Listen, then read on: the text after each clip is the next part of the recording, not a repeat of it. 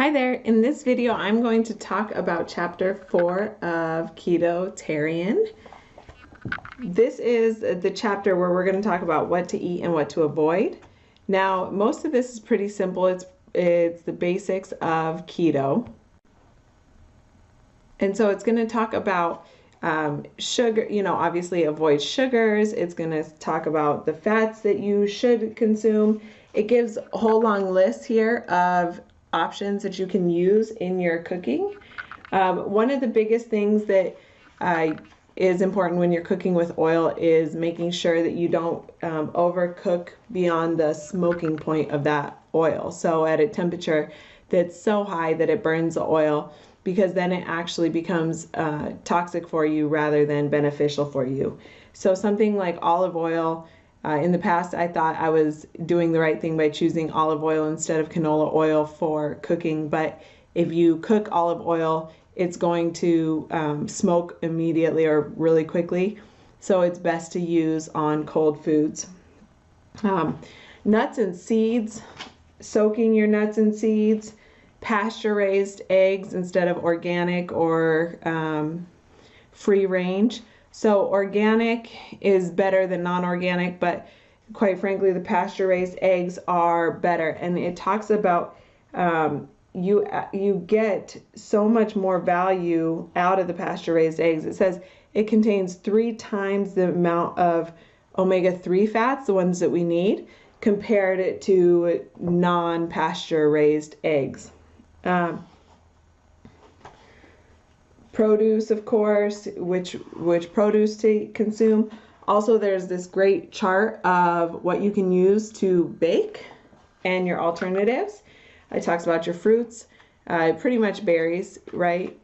Berries are generally considered safe, but he gives some additional ones. Nightshades. Here's this little section on nightshades and which vegetables, which produce are considered nightshades and how you should avoid them. Because if you have any autoimmune inflammatory issues going on, nightshades can be incredibly detrimental to your body. And then I really like this. He has a food pyramid. There we go. He has a food pyramid that is pretty easy to read and understand.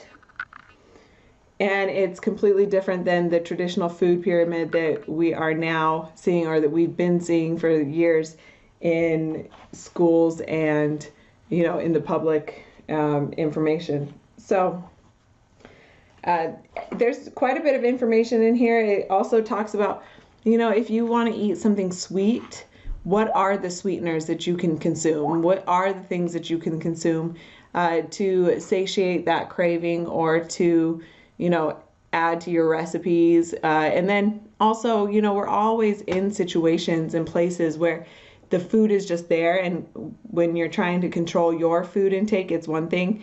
If you're trying to control your children's food intake, it's another, because you don't want to necessarily leave them out, and then also making sure you understand what the options are, what are in the ingredients, and then having the conversation with your children so that they understand what are the good ingredients, or which ones you really want them to avoid and why.